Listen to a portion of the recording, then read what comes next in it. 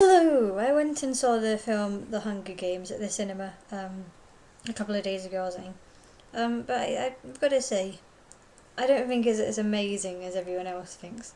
Because there's quite a number of things. Like, when I was watching it, I was thinking I probably wouldn't understand some of this if I hadn't already read the book.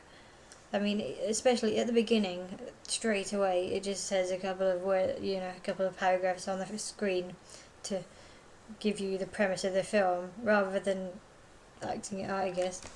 So I was thinking, well, if you hadn't read the book, you'd have to just sort of catch up the premise a bit, and just sort of go with it.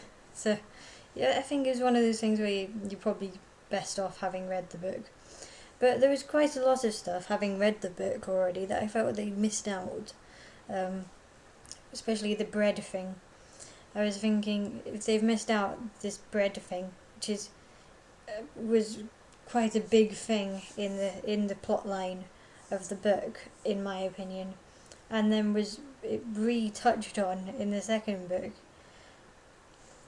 They've just skipped that out completely. It's like, well, if that was an important thing, then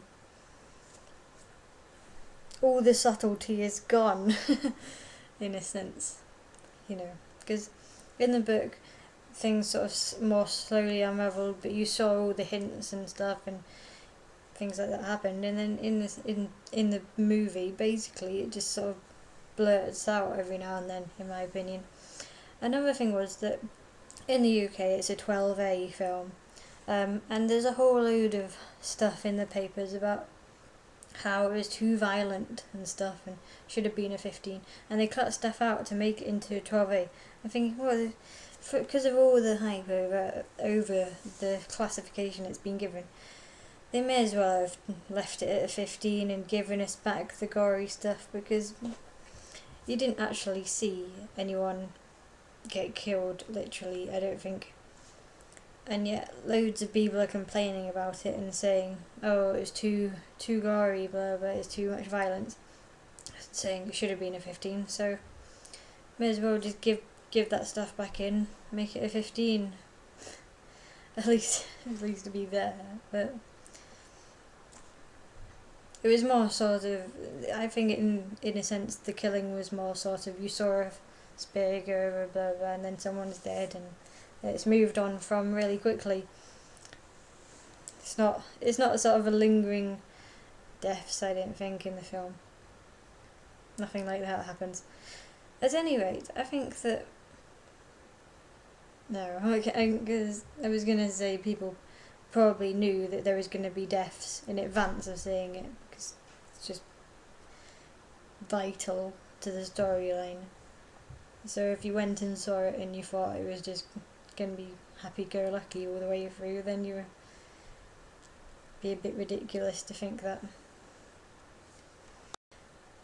I didn't know how they were going to do the film, because most of the book is from Katniss's point of view and fully what she's thinking, and she's putting up a front.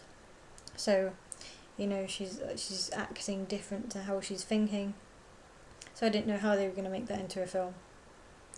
And I guess in a way it feels like they just made it obvious, I guess. There's little things in the book, The Hunger Games, that were really subtle and thought out, and then in the movie they're just really obvious. Like, for example, there's a scene where Katniss and Rue are in trees, and Katniss decides to chop down a branch so that a wasp hive will fall down. Okay, in the book, she's spotted this wasp hive and she's got to think about how to get rid of it and what to do and how this could help her situation and things like that. But in the movie, Rue just points at it and then just makes the mimes out to saw it down, and that's just what happens, which is so obvious and laid out. There is a couple of plot holes to the Hunger Games. For example, the rule change, which just seemed really unnecessary. But I found that when I read the second book, I found that better.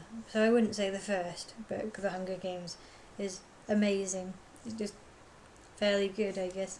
The second book was a lot better.